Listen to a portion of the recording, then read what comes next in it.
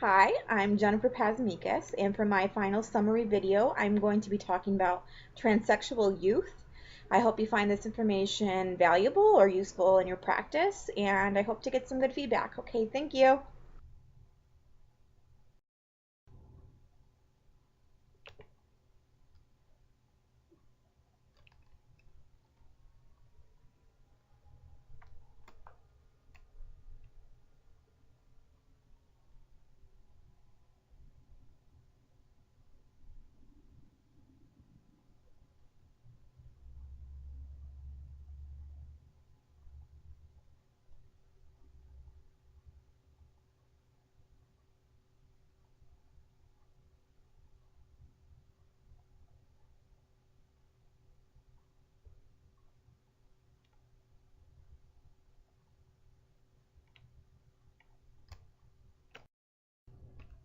Planned Parenthood defines transgender as a term that covers the scope of both transgender and transsexual communities. However, their definition of transsexual is an individual who internally identifies with a sex or gender that is dissimilar from which they were assigned biologically at birth.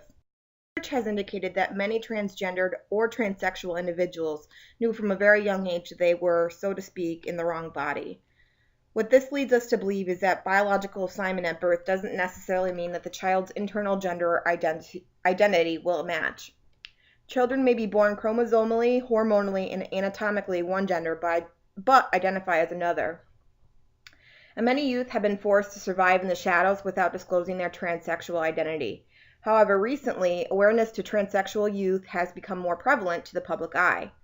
The video I tried to share in this presentation was of Jazz, who at the time was 7 years old, and she was talking about what being a transsexual meant to her. Her quote was, "I have a boy body, but a girl brain, and I am different from you."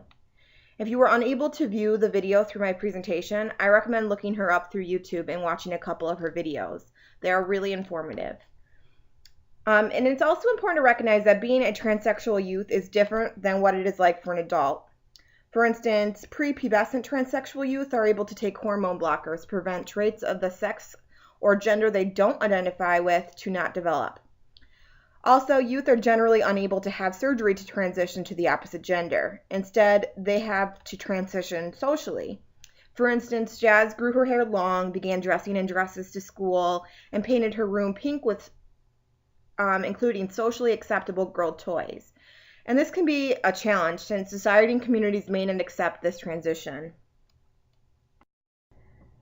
When working with any individual on any issue that regards sexuality, all 5 circles of sexuality should be incorporated.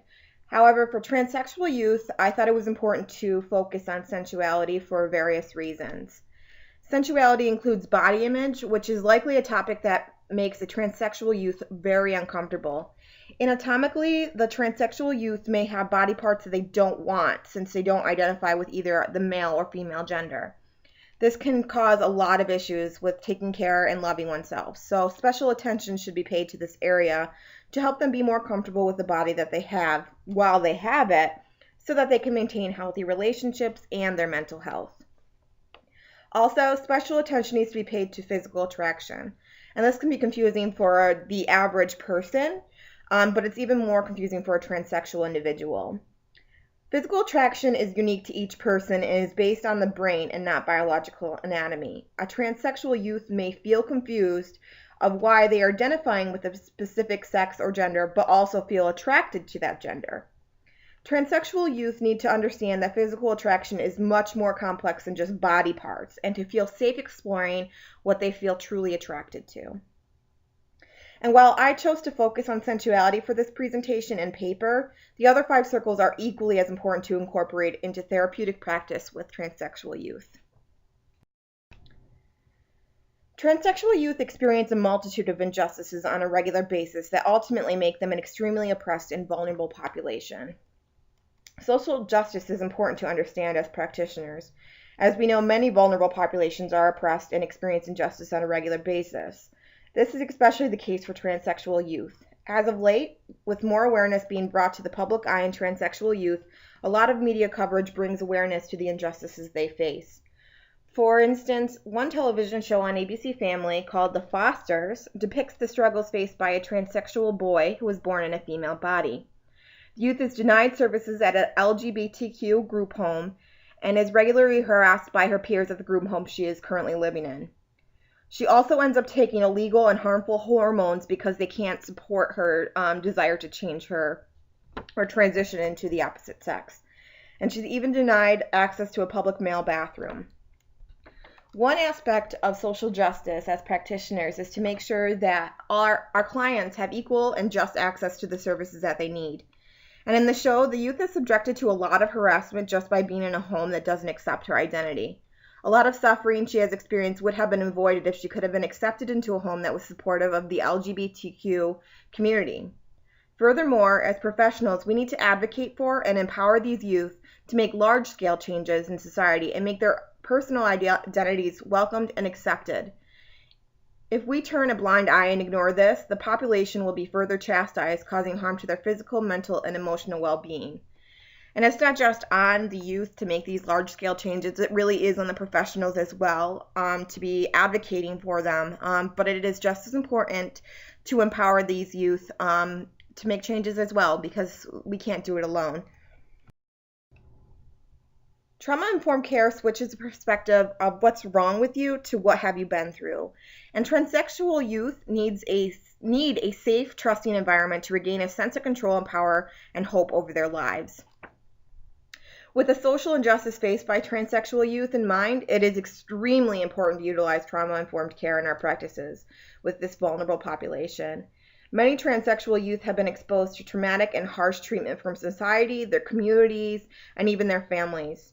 It is really important to provide an environment that not only lets them know that they are accepted and there is no judgment, but they are free to explore and have ownership in their therapy. The principles of trauma-informed care allow individuals to feel safe to disclose this information, but also to help them have a sense of ownership over their treatment. And I mean this by when they have choice and collaboration, they can choose the topics that they would like to learn about, what they would like to explore, and also what direction they'd like to go in their therapy. And having this sense of control also empowers them, and that allows them to make healthy choices, not just for themselves, but others who may be struggling with similar issues. Again, a lot of these large-scale changes can't just be put on the population to be made, but it's a step to get them to be really accepting of themselves so that they can help the others that are struggling with the same issues. List of the references, I included all of the ones that I had in my paper because I did find a lot of information, and there was actually a lot of information that I couldn't even incorporate into my paper.